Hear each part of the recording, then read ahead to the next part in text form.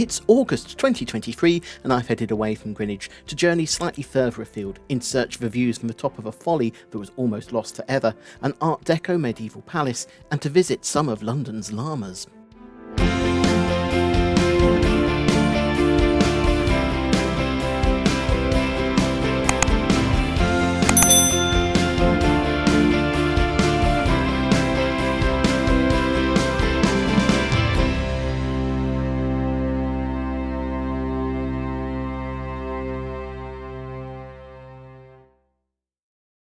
I've been staying in maritime Greenwich, home to the Prime Meridian, the centre of world time, and one time home to royalty and admiralty. I'm heading away from Greenwich town centre to explore some different locations, starting by heading to Shooter's Hill, at the site for Georgian Folly that just 20 years ago was at risk of being lost forever. The first stone of Severndroog Castle was laid on the 2nd of April 1784, and whilst this may look in all intents and purposes to be a castle with its crenellated top and turrets, it's just a folly, constructed purely as a memorial by Lady Anne James of Eltham to her husband, Commodore Sir William James. William James was born near Milford Haven in Wales in September 1721, and his early life is clouded in mystery, but it's generally agreed that his father was either a miller or a farmer. All that's known is that at the age of 12 he embarked on a career at sea. Whatever, it's clear he came from a humble start. Over the years he ascended the ranks, and in 1747 he joined the East India Company as a first mate. Within the company his rise through the ranks accelerated, and in 1751 he was promoted to the rank of Commodore and put in charge of a 44-gun warship to protect the company's trade routes on the Malabar coast. In 1755 he participated in an expedition against the fortress of Severndroog, capturing the fortress of the powerful Angra family. James continued to serve in the Bombay Marine for the East India Company until he returned to England in 1759, a very wealthy man, with income earned from private business dealings and prize money from the various expeditions he'd participated in. In 1768 he was elected as director of the East India Company, and in 1774 he was elected to the House of Commons as the MP for West Loo.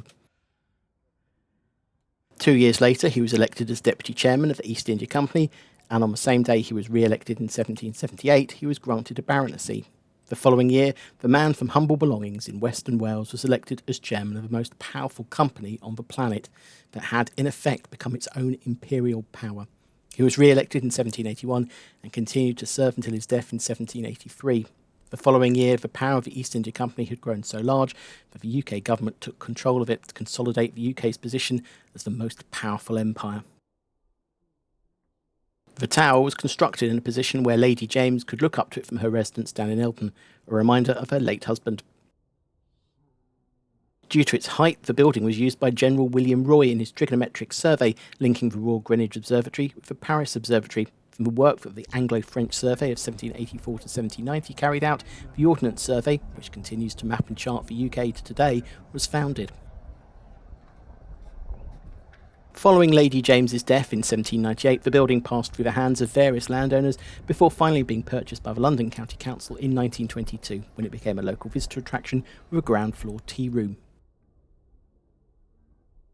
In 1986, the successor to the LCC, the Greater London Council, was abolished by Margaret Thatcher, in part as she was threatened by the power that the then Labour leader of the GLC, Ken Livingstone, held, and was determined to keep Labour out of power in the capital. With the abolition of the GLC, holdings were passed to the relevant borough councils, and so the castle, and its upkeep, passed to an ill-prepared and funded Greenwich Council. Just 2 years later, the funds ran out and the council was forced to board up the building. In 2002, a community group, the Severndroog Castle Building Preservation Trust, was established in an attempt to save the now crumbling building. 2 years later, the building was featured in the BBC TV series Restoration, which was attempting to rescue buildings from almost certain ruin and bring them back to life. It took another 9 years to raise the various funds, but in 2013 renovation work started on the castle, taking a year to complete. The castle reopened on the 20th of July 2014, a ground floor tea room open most of the week, and the tower itself open on a Sunday. Climbing to the top of the castle on a clear day, it's possible to see for miles across south, central and west London, Surrey, Kent and even as far as Windsor Castle in Berkshire, nearly 30 miles to the west.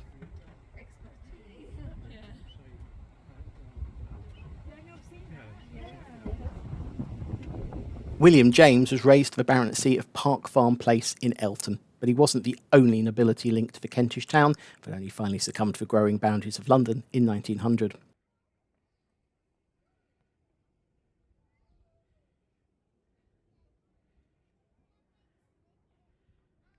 Eltham Palace was a favourite residence of King Henry VIII, and he spent much of his childhood in the palace, but even by then was already at least 200 years old, having been given to Edward II in 1305 by the Bishop of Durham.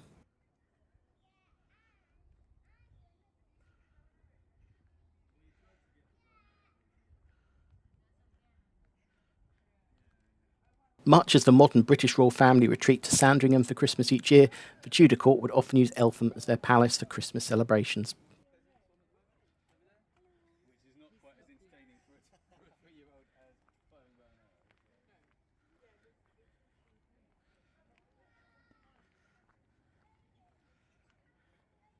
In the 1470s, Edward IV had the Great Hall built. However, whilst Eltham was surrounded by hunting parks and relatively easily reached from Greenwich, it was still an extra stop on when coming down the river from London, and as the palace at Greenwich was rebuilt and expanded, Eltham fell out of favour. James I was likely the last royal to use the palace, and during the English Civil War, the palace along with the park and hunting grounds suffered damage. By 1656, the palace and chapel were described as being in miserable ruins.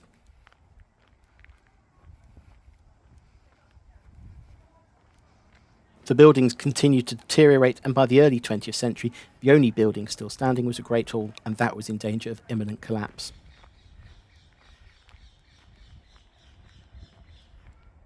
In 1933, explorer and philanthropist Stephen Coulthard and his wife Virginia acquired a 99-year lease on the palace site and commissioned architects, in a move that 66 years later would easily have made an episode of Grand Designs, to save and restore the hall and create a modern house attached to it.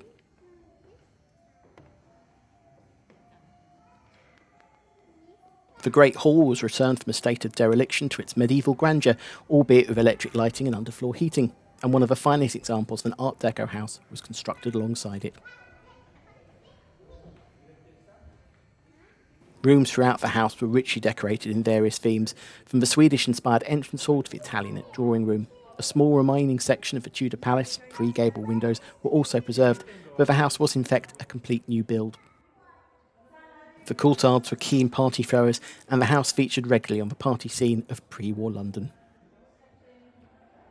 As home to some of the finest Art Deco interiors in the country, the palace is regularly used by films and television programmes wanting that period feel.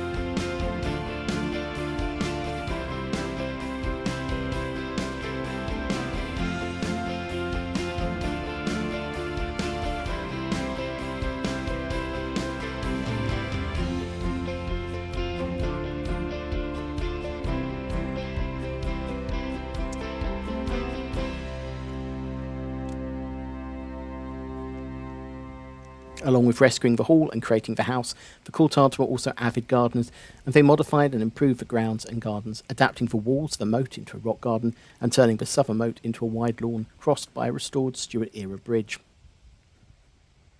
But the war spelt the end of the party, with the Coulthards remaining in the house until 1944, at which point they passed the palace over to the Royal Army Education Corps. The Corps moved all of its administration to Eltham Palace in 1948 and remained there for 44 years, until 1992, when the staff moved to Worthy Down Camp in Hampshire. In 1995, English Heritage took over the management of the palace and started major restoration works to return the house and gardens to how they would have looked when the Coulthards first moved in back in the 1930s. 4 miles to the northwest of Eltham, just across a river, is another reminder of those dark days of the Second World War. Located in Mudchute Park is an example of one of the many AHAC guns that were installed across London, fired by remote control using radar to track Nazi planes flying across the city as part of a blitz. Today, the AHAC gun stands on display in the middle of Mudchute Farm. Yes, that's right. Just a mile from the gleaming glass bank buildings of Canary Wharf, there are literal pigs with their noses in the trough.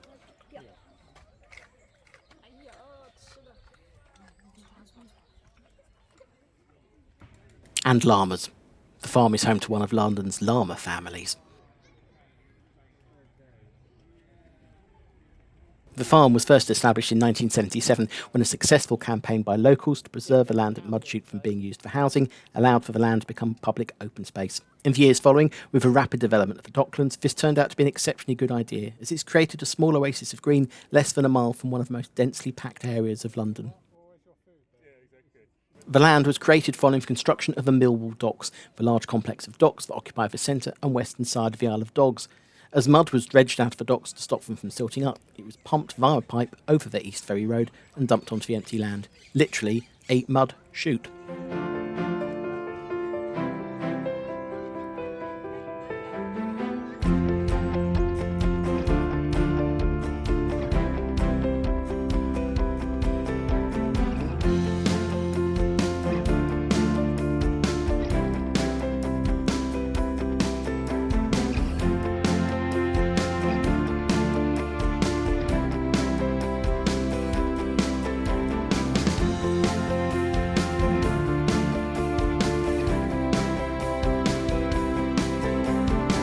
Today, the southern end of the park leads into the small Millwall Park and then down to the river at Island Gardens and the Greenwich Foot Tunnel, one of 2 pedestrian crossings under the Thames built at the start of the 20th century to replace unreliable ferries across the Thames, allowing workers living south of the river to get to work in the docks.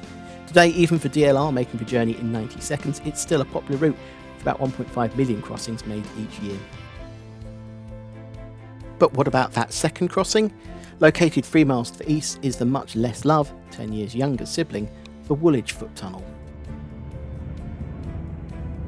Whilst the cross-river ferries at Greenwich have long since gone, the Woolwich Free Ferry continues to run, albeit at the time of visiting it's closed for 3 months for ferry maintenance, and consequently the tunnel sees far less use, attracting less than a quarter of the numbers of users a day of its bigger, brasher, upstream sibling.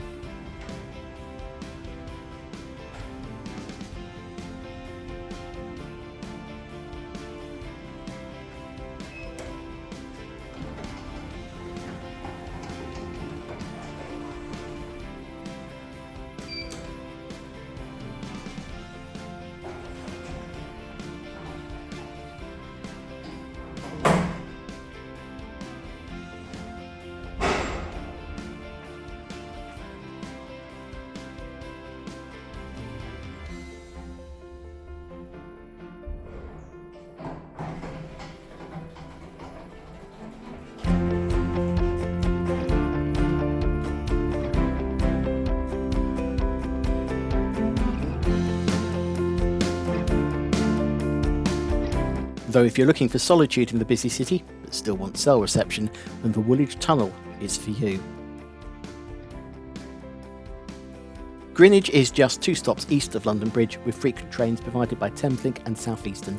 Thameslink services provide a direct link to Luton Airport Parkway, and trains to Gatwick Airport are available by changing at London Bridge. There are 2 DLR stations in Greenwich, one at the National Rail Station and one in the centre of town at Cutty Sark, with frequent services south to Lewisham and north to Bank via the Docklands. Changing at Canary Wharf, you can connect onto the Elizabeth line with frequent trains to Heathrow Airport. And changing at Canary Wharf and Poplar gets you to London City Airport in just 30 minutes. With 6 international airports serving a combined nearly 400 destinations across the globe and Eurostar rail connections to France, Belgium and the Netherlands, London is one of the most connected cities on the planet.